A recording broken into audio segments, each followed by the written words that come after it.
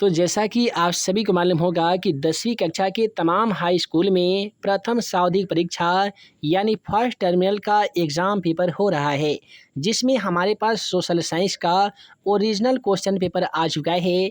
इसमें दिए गए हैं 1 से लेकर 48 तक के ऑब्जेक्टिव क्वेश्चन, जिनमें से आप सभी को केवल 40 ऑब्जेक्टिव क्वेश्चनों का आंसर ओएमआर शीट में रंगना होता है। यदि आपका सोशल साइंस का पेपर हो चुका है तो आप इस वीडियो को देखकर अपना आंसर की मिला सकते हैं। यदि आपका पेपर होना अभी बाकी है तो आपके लिए बहुत ही बड़ी खुशखबरी है। यही पेपर आपके भी एग्ज़ाम पेपर में पूछे जाएंगे, क्योंकि यह पेपर ओरिजिनल क्वेश्चन पेपर है। तो एक बार जल्दी से वीडियो को लाइक कर दीजिए। चैनल पर नए होंगे तो चैनल को सब्सक्राइब कर लीजिए, ताकि ऐसे ही आने वाली हर 10वीं कक्षा का इम्पोर्टेंट क्वेश्चन का वीडियो आप सभी को देखने को मिल सके। देखिए, सबसे पहला सवाल क्वेश्चन नंबर 1 में पूछा गया है कि बिस्मार्क किस विद्वान की विचारधारा से प्रभावित था। देखिए, बिस्मार्क जो है ना, ये रूस का काफ़ी ही ज़्यादा रूसों का से प्रभावित था। तो क्वेश्चन का राइट आंसर यहाँ पे ऑप्शन ए में दिया गया है, रूसों से। उसके बाद में अगला सवाल क्वेश्चन नंबर 2 को देख लीजिए कि इटली और जर्मनी वर्तमान में किस महादेश के अंतर्गत आते हैं। दोस्तों, आप सभी को बता दें कि इटली और जर्मनी वर्तमान में यूरोप महादेश के अंतर्गत आते हैं। तो यहाँ पे क्वेश्चन का राइट आंसर ऑप्शन सी में दिया गया है जी, यूरोप। उसके बाद में कहता है कि यूरोपीय सभ्यता का पालना किसे कहा जाता है। तो आप सभी को तो मालूम होगा कि यूरोपीय सभ्यता का पालना यूनान को कहा जाता है। यहाँ से मैट्रिक एग्जाम पेपर में एक और सवाल पूछे जाते हैं कि यूनान को कब स्वतंत्र राष्ट्र घोषित कर दिया गया था। तो ये सन 1932 में कर दिया गया था। उसके बाद में कहता है कि किस देश के यूरोप को मरीज कहा जाता है। वह कौन सा देश है जिसको यूरोप का मरीज कहा जाता है। तो उस देश का नाम है तुर्की। उसके बाद में अगला सवाल कहता है कि लाल कुर्ती का गठन किसने किया था। तो दोस्तों, आप सभी को बता दें कि लाल कुर्ती दल का गठन मेजनी ने किया था। यदि भारत में पूछा जाएगा कि लाल कुर्ती नामक संगठन का गठन किसने किया था, तो वैसे स्थिति में खान अब्दुल गफ्फार खान हो जाएगा, जो भारत के सीमांत गांधी कहे जाते हैं। उसके बाद में कहता है कि एक्ट ऑफ यूनियन किस वर्ष पारित हुआ था। तो ये दोस्तों पारित हुआ था 1707 ईस्वी में। अगला सवाल देख लीजिए कि रूस में कृषक दास प्रथा का अंत कब हो गया था। दोस्तों, आप सभी बता दें कि रूस में कृषक दास प्रथा का अंत सन 1861 ईस्वी में हो गया था। उसके बाद में कहता है कि स्वप्नदर्शी समाज का संस्थापक कौन था। तो याद रखिएगा, स्वप्नदर्शी समाज का यदि संस्थापक की बात किया जाएगा तो रॉबर्ट ओवेन हो जाएगा।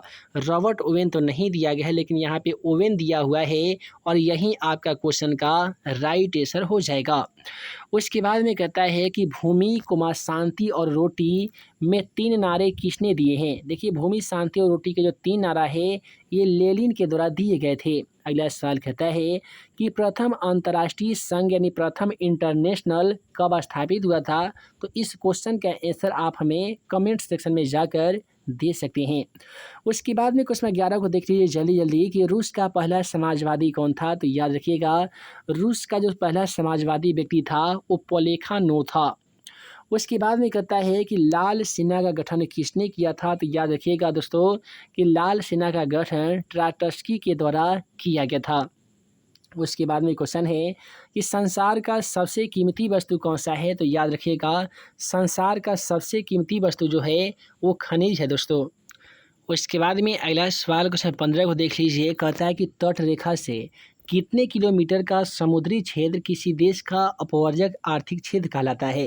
तो इस क्वेश्चन का राइट आंसर जाएगा ऑप्शन ए के साथ, 200 किलोमीटर तक का जो क्षेत्र होता है अपवर्जक क्षेत्र कहलाता है। अगला सवाल है कि द्वितीय पृथ्वी सम्मेलन कहाँ हुआ था। तो याद रखिएगा, ये न्यूयॉर्क में हुआ था। कब हुआ था। तो 1992 में हुआ था। प्रथम पृथ्वी सम्मेलन यदि पूछा जाएगा तो रियो डी जनेरियो हो जाएगा। अगला सवाल क्वेश्चन 17 कहता है कि हमारे पास पेट भरने के लिए बहुत कुछ है, लेकिन पेटी भरने के लिए कुछ नहीं है, यह कथन किसका है। तो आप सभी बता दें कि हमारे देश के राष्ट्रपिता महात्मा गांधी का यह मानना था कि हमारे पास पेट भरने के लिए आज सब कुछ है, लेकिन पेटी भरने के लिए कुछ नहीं है। तो इस क्वेश्चन का राइट आंसर जाएगा ऑप्शन सी के साथ। उसके बाद में कहता है कि सतत विकास की अवधारणा का संकल्प किससे संबंधित है। तो ये हो जाएगा दोस्तों वर्ल्ड लैंड कमीशन से।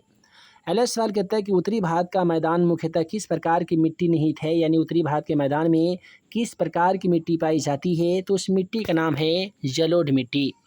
उसके बाद में कहता है कि चाय, कहवा और काजू की खेती किस मृदा में होती है, तो आपसे भी बता दें कि चाय, कहवा और काजू की जो खेती है ये लेटराइट मृदा में की जाती है। और इसके बाद में कहता है कि पंजाब में भूमि निम्नीकरण का मुख्य कारण क्या हो जाएगा, तो ये अधिक सिंचाई हो जाएगा। मेढक के प्रजनन को क्रिया को बाधित करने वाला रसायन कौन सा है, तो उस रसायन का नाम है दोस्तों एंड्रीन रसायन। उसके बाद में है कि सुपानी कृषि किस राज्य में प्रचलित है, तो ये उत्तराखंड हो जाएगा।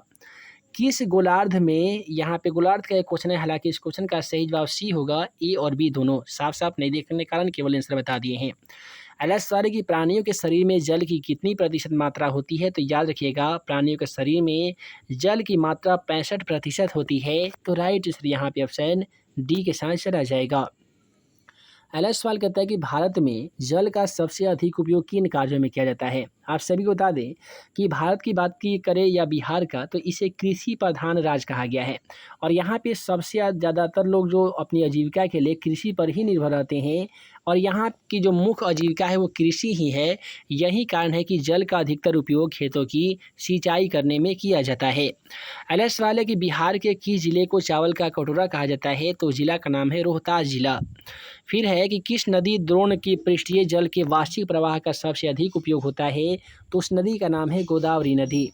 उसके बाद में है कि कृषि का संबंध अर्थव्यवस्था के किस क्षेत्र से है, तो याद रखिएगा दोस्तों प्राथमिक क्षेत्र के अंतर्गत आते हैं कृषि, द्वितीय क्षेत्र के अंतर्गत आते हैं उद्योग और तृतीयक में आते हैं सेवा क्षेत्र।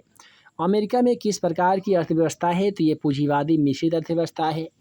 आर्थिक विकास की माप के लिए सबसे उपयुक्त सूचकांक जो होता है वो क्या होता है जी, तो वह होता है आपका प्रति व्यक्ति आय, जो कि ऑप्शन सी में दिया गया है। अगला सवाल क्या कहता है कि निम्नलिखित में से कौन देश विकसित अर्थव्यवस्था का उदाहरण है, तो उस देश का नाम आपका भारत हो जाएगा। फिर कहता है कि बिहार के आर्थिक पिछड़ेपन के क्या कारण हो सकते हैं, तो याद रखिएगा बिहार के आर्थिक पिछड़ेपन के कारण बाढ़, जनसंख्या में तीव्र वृद्धि, ये सभी के सभी हो जाएंगे। तो इस क्वेश्चन का राइट आंसर इनमें से सभी हो जाएगा। आइए अगला सवाल क्वेश्चन 34 कर बढ़ते हैं। कहता है कि वर्तमान झारखंड के जमशेदपुर में लौह इस्पात के कारखानों की स्थापना कब हुई थी। जैसा कि आप सभी को बताया जाता है कि Jamshedji Tata Iron and Steel Company की स्थापना सन 1907 ईस्वी में की गई थी, इसलिए इस क्वेश्चन का भी राइट आंसर 1907 के साथ चला जाएगा, जो कि ऑप्शन डी में दिया गया है। अगला सवाल है कि भारत में योजना आयोग की स्थापना कब हुई थी, तो याद रखिएगा ये सन 1950 ईस्वी में की गई थी और उस समय में योजना आयोग के जो अध्यक्ष माना जाता है वो प्रधानमंत्री को माना जाता था। तो राइट आंसर यहाँ पे ऑप्शन बी हो जाएगा 1950 ईस्वी को। अगला सवाल करता है कि अल्प विकसित देश में प्रति व्यक्ति आय होती है। देखिए अल्प विकसित देशों की जो प्रति व्यक्ति आय होती है ना, ये निम्न होती है और निम्न का मतलब कम होता है, तो राइट आंसर यहाँ पे ऑप्शन ए में दिया गया है। अगला सवाल है कि निम्नलिखित में से कौन सा देश सामाजिक विभेद के कारण विखंडन का उदाहरण है, तो सामाजिक विभेद होने के कारण यूगोस्लाविया एक ऐसा देश है जो खरबूजे की तरह टुकड़ों में बट गया। तो राइट यहाँ पे क्वेश्चन 37 का आपका ऑप्शन ए हो जाएगा। अगला सवाल क्वेश्चन 38 को बढ़े तो क्वेश्चन 38 क्या कहता है जी कि स्विट्जरलैंड में महिलाओं को मताधिकार कब प्राप्त हो गया था। ये सन 1971 की बात है, जब भारत और पाकिस्तान के बीच युद्ध चल रहा था, उसी समय बांग्लादेश का निर्माण भी हो रहा था।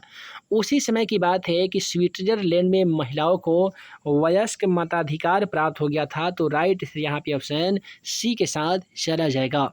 अगला सवाल कहता है कि सामाजिक विभेद का मूल कारण क्या हो सकता है। देखिए सामाजिक विभेद का जो मूल कारण माना जाता है वो जन्म को माना जाता है। तो राइट सर ऑप्शन डी में दिया गया था। अब आइए अगला सवाल क्वेश्चन हम लोग 40 को देखने जा रहे हैं। क्वेश्चन 40 क्या कहता है जी कि जाति प्रथा की कठोरता के कारण भारतीय समाज में कौन सी कुरीति उत्पन्न हो गई है। तो देखिए जाति प्रथा की कठोरता के कारण भारत में अस्पृश्यता हो गया है, समाज का विभाजन होने लगा है, ऊंच नीच की भावना में भी वृद्धि हुई है। इसलिए राइट आंसर इनमें से सभी हो जाएगा, जो कि ऑप्शन डी में दिया गया है। अगला सवाल कहता है कि सांप्रदायिक का अर्थ क्या होता है? देखिए, जब एक ही जाति और धर्म के लोग दूसरी जाति एवं धर्म के लोगों को अपने से हीन मानने लगते हैं, तो उसे ही सांप्रदायिकता कहते हैं। तो ऑप्शन ए में दिया गया है अपने धर्म में निष्ठा, तो कोई बिल्कुल बात नहीं है, गलत नहीं है।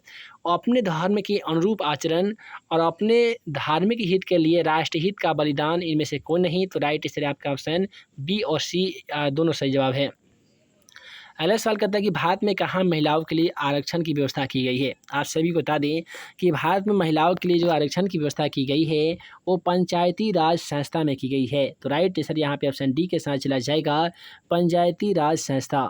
अगला सवाल क्वेश्चन 43 क्या कहता है कि लोकतंत्र जनता का जनता द्वारा जनता के लिए शासन है, यह कथन किसका है? आप सभी को हम बताए थे कि अमेरिका के भूतपूर्व राष्ट्रपति अब्राहम लिंकन का कहना है कि जनता जो है, ये लोकतंत्र जो है जनता का जनता द्वारा जनता के लिए शासन है। तो राइट आंसर जाएगा ऑप्शन सी के साथ, अब्राहम लिंकन। उसके बाद में कहता है कि भारत में कहाँ महिलाओं के लिए आरक्षण की व्यवस्था की गई है? तो ये पंचायती राज संस्था में की गई है।